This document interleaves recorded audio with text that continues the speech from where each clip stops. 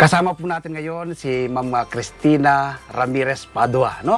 Nasa kanya pong tahanan kami ngayon, third floor, nasa rooftop. Ma'am Tina, kumusta po kayo ngayon? Ano pong pinagkakabalan po ninyo? Hello Sir Mer, masaganang buhay po sa inyo. Yes. Bukod po sa ating profesyon, tayo rin po ay nag-urban farming dito sa ating rooftop. Mayroon po tayong hydroponics at saka meron din tayong tanim sa ating mga recycled bottles or recycled sacks ng ating mga tanim na kailangan natin sa araw-araw. Nakita namin, ma'am, ganda ng setup mo, no? Yung mga used materials, patapon na bagay, pero nagamit na pakinabangan. Yes, sir. Opo. Ano pong pamamaraan po ninyo sa pagtatanim na ginagawa po ninyo? Parang mix yung style ng pamamaraan po ninyo, yes, kakaibang pag-garden ang ginagawa po ninyo. So, paano po?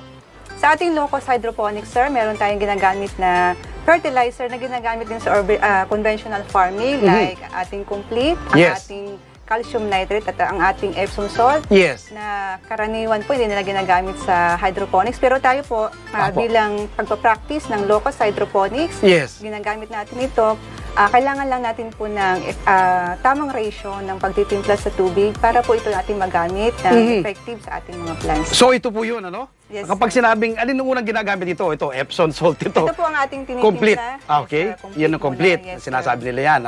Meron po tayong certain ratio na tinesting po sa tubig. 10 to 12 liters po, 1 half spoon lang siya. Wow. Yes, so hindi na complete liquid solution ang ginagamit po. Yes, sir. Ano ba? Nakakatipid ka ba dyan? Ano bang advantage sa paghahalaman na nagagawa niyan? Sobrang tipid po nito, sir, kasi po sa isang kilo, mga 80-75 pesos lang po. Magagamit na po ito ng mga 3 months. Depende po sa dami po ng tanim po ninyo.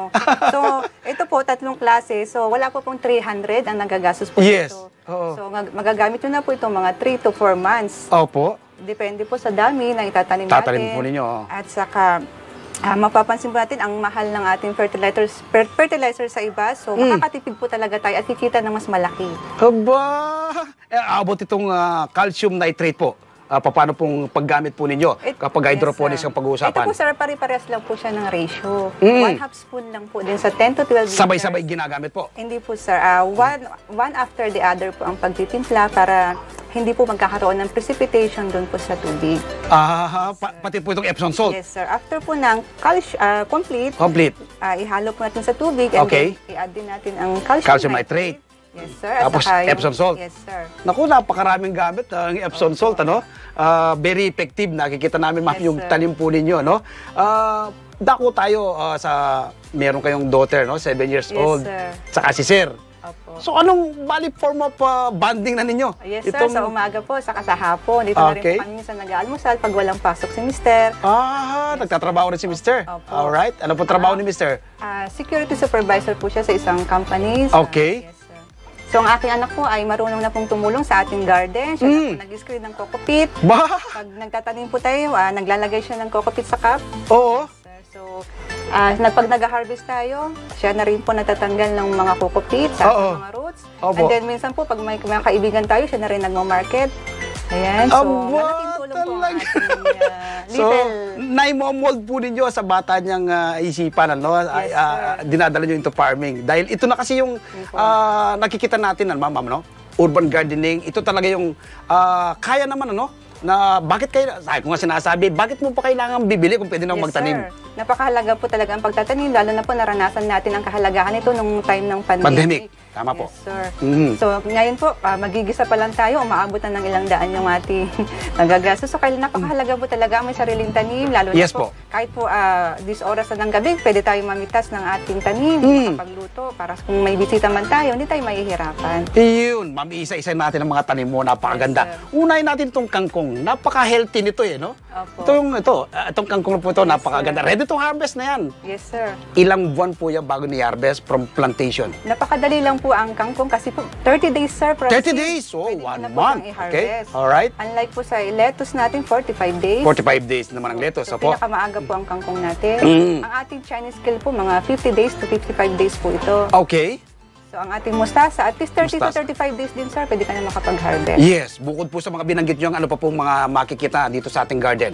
Meron din po tayong mga blue ternate. Blue ternate. Yes, sir. Napaka-healthy po niyan. Halo po natin yun sa salad. Apo. Sa ating blue rice. Pwede rin gawing tea. Apo. Edible po yan. Opo. Ang Nakita ko parang may luya kayo. Ang gaganda, lalaki na ng bunga. Yes, sir. Laman, ano? Yes, sir. Tinanim po natin ito sa mga sako ng bigas. Alright. Natin nagamit din. Sa mga pet bottles din. Meron din tayong mga tanglad, mga pandan na pampalasa. Okay. Pabango. And then meron tayong mga herbs din like serpentina, oregano, saka yung ating rosel. Rosel. Yes, sir. Paano po ginagamit ang rosel sa pagluluto? Ito po ay karaniwan po ginagamit natin as tea. Tea? Yes, sir. Yes, tea. oo. Masarap po ito at masustansya. Opo. Yan po, malapit na rin po silang mamulaklak. Ayan, tinanim natin sila sa recycled sacks. Opo. Ayan po sila. Ito, binanggit nyo po isa-isa kanya yung mga tanim po ninyo. Yes, sir. Ano naman pong ginagawa na po ninyo sa mga na-harvest po ninyo? Ayan po, una-una sir, aside from personal consumption, binibenta rin po natin ito sa mga kapitbahay. Binibenta? Wow, so may kita. Yes, sir.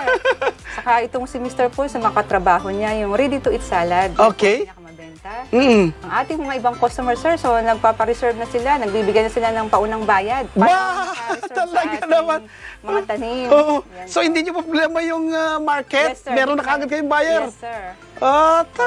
So, sino-sino po yung mga buyer po ninyo? Paano nyo po ito minamarket? In form of social media po ba? O talaga nakikita lang ng mga kapitbahay nyo rito na may tanim kayo? Yung ating mga kapitbahay, sir, nakikita po nila yung ating tanim din sa may frontier garden. So, nagtatanong po sila kung anong mga tanim po din dito sa rooftop. Opo. So, nagkaka-interest po sila dahil alam po nila malinis yung ating mga tanim. Alam nila kung sino nagtatanim, yung Yes. ating mga ginagamit. So, Oo. yun po, karaniwan. Mayroon pa po tayong mga customers na pinapipick up po dito ng Lalamove sa may Intramuros. Talaga naman. Yes, sir. Tinetext ko lang po sila tuwing harvest, ma'am, may ganito. Mag-reserve po ba kayo? Ay, 2 kilo po ako, sabi po rin. Yun po, hindi po natin kailangan ng market kasi po alam po, meron na tayong mga regular customers. Yes. I understand bukod po sa kumikita po kayo ng doon sa pagbebenta ng Yes, yung sir. mga tanim po. Nagkakandak na rin po kayo ng seminar, ano? Yes, sir. Nagkakandak na rin po tayo ng one-on-one tutorial. Yes. Either actual or pwede po ang online sa mga malalayo, sa mga interested individuals. Meron din tayong mga group seminars. Opo. At saka po sa mga estudyante, sa mga college student, nag-validate din po tayo ng kanilang mga thesis regarding on hydroponics. Diyan ako natutuwa, Mama. Yung knowledge na ipinahiram po sa inyo ng Panginoon, ibinabahagi niyo po sa Yes, iba. sir. Naku, lalo po kayo pagpapalain, Thank Ma'am. you, Sana sir. po pagtulungan natin, ano? Ako po, lagi ko sinasabi, ito na pwede naman na yung urban gardening talagang mabubuhay kayo, no? Yes po.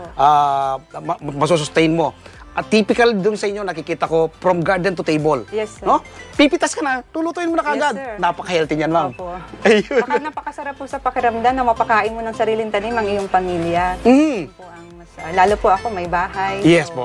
Aside po, ina-encourage ko din po yung mga kaibigan natin na wag na makipagmarites. Gugulin na lang po yung ating Tama. mga extra time sa productive hobby natin like yung ating gardening. Yes po. Especially po dito sa ating city, basta meron lang po tayo na space, may araw, so Yes. makakapagtanim po tayo. Hindi po dahilan, Ma'am, na kawalan nila ng farm, Yes, sir. kawalan nilang garden na pagtatamnan. Sa mga empty bottle lang, no? Opo, yes, sir. Patapon na bagay ay pwede po nilang simulan. Yes, sir. Ma'am, ano po pong advantage na naibibigay po sa inyo yung ginagawa ninyong pagtatanim? Bukod po sa nakakakuha tayo ng extra income, yung happiness natin, lalo na po toxic minsan yung araw-araw natin sa city. Yun po, therapeutic po ang pagka-garden. So, nakaka-relax po ng ating mind, kahit po toxic o marami pang problema. Akit ka lang po, sir, marirelax na yung inyong mind, lalong-lalo po sa hapon, napakaganda po, napaka-relax. Daming benefits na nakukuha ni Ma'am. Yes, sir. Ma'am, di ko ito palalampasin. Alam ko, marami po sa ating mga kababayan na nanonood sa atin ngayon, na-inspire sila sa inyo, motivate. Bigyan nyo nga po sila ng tips para na gustong magsimula po sa ganitong setup na ginagawa Yes, po ninyo. sir. Ako po ay galing po sa isang pamilya na magsasaka at mangingisda sa Santiago Island, Bulinaw, Pangasinan. Bulinaw, Pangasinan. Yes, Okay. sir. So, ina-encourage po natin ang ating mga may bahay, ang ating mga professional na na-stop sa trabaho. So, pwede nilang start yung kanilang small business Yes. like hydroponics or farming. Sa pamamagitan nito, magkakaroon sila ng motivation, ayan, extra income, saka Yes. mapapa-uplift nila, sir, yung moral. Opo. Ito po yung nasubukan ko, mapapa-uplift yung moral kasi napakarami na po ang gustong makipagkaibigan sa inyo. Ayan, ako Yes. number 1 na natutunan ko po dito sa ating gardening. So, lahat po ng tao gusto makipagkaibigan kasi gusto po nilang matuto. Yes. Ayun, talaga. Ayan po. So, ako'y naniniwala, ma'am, na pagkatapos mapanood, makapanood sa atin, magsisimula na rin ng setup na ganito, Yes, no? sir. Dahil lang pamamaraan po ninyo, lupa, tubig, no? Yes, sir. Pinag-mix nyo eh. Opo. Yung iba kasi, pag nagtatanim, puro conventional lang, puro lupa lang, di ba? Ako yun, ginagawa ko. Ikaw, sinamaan mo ng may tubig eh. Saka makikita po ninyo, sir, wala po tayo expensive greenhouse. Nasa rooftop po tayo, napakainit. Yes. Pero kailangan lang po ng effective technique para po makapagtanim. Walang greenhouse, open po sa sun and rain, exposed Yes. po sila. Ang gamit po natin ay mumurahing fertilizer lang. Opo. Nakakapagtanim po tayo. So, yun po, kailangan lang po ng effective technique na po at saka magandang pamamaraan ng pagtatanim. Ayun. Mamang Lettuce ngayon, in na in eh. Yes, sir. Lalo na po yung mga samgyup. Yes, Ano sir. po yung mga regular na customer po ninyo sa mga lettuce? Ang regular customer po namin sa lettuce, dahil ang lettuce po ay high value crop. Yes. Isa na po yung ating salad. At saka yung customer po ay per kilo po yung binibenta natin. Sila na po ang naggagawa ng sarili nilang salad. So Nako, napakasaya nyo na talaga po naman. yan. Masasabi nyo, ma'am, na yung farming na ito pinasok nyo, enjoyable and profitable.